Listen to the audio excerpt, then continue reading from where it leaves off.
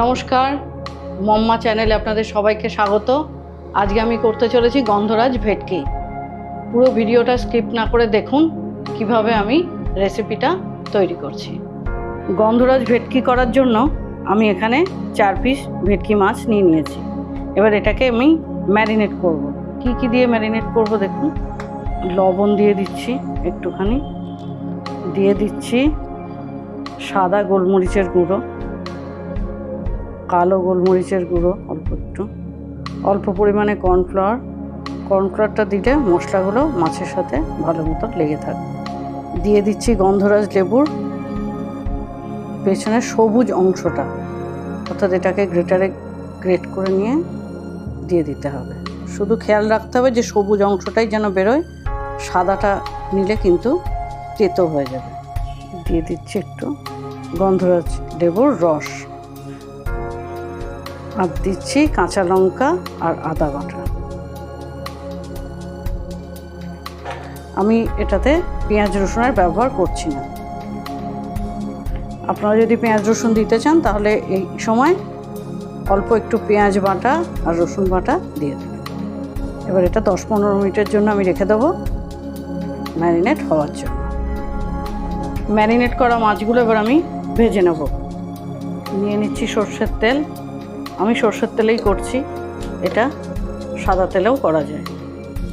আস্তে আস্তে সাবধানে দেবেন।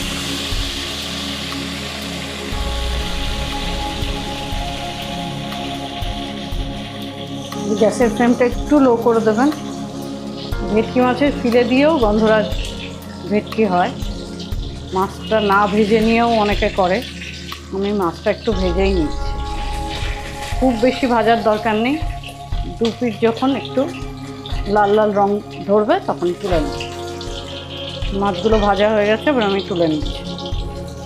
এক্সট্রা তেল আমি আর দিচ্ছি না। মাছ ভাজার পর যেটুকুন তেল রয়েছে সেই তেলেই এবার আমি আদা আর কাঁচা লঙ্কার পেস্টটা দিয়ে দিচ্ছি, একটু গোলমরিচের গুঁড়ো দিয়ে দিচ্ছি, কালো গোলমরিচ, আর দিয়ে দিচ্ছি ফ্যাটানো টক দই। এখানে অনেকে হাংকার্ড দেয় বা দেওয়া যায়, আমি দিইনি, আমি নর্মাল দই দিয়েছি।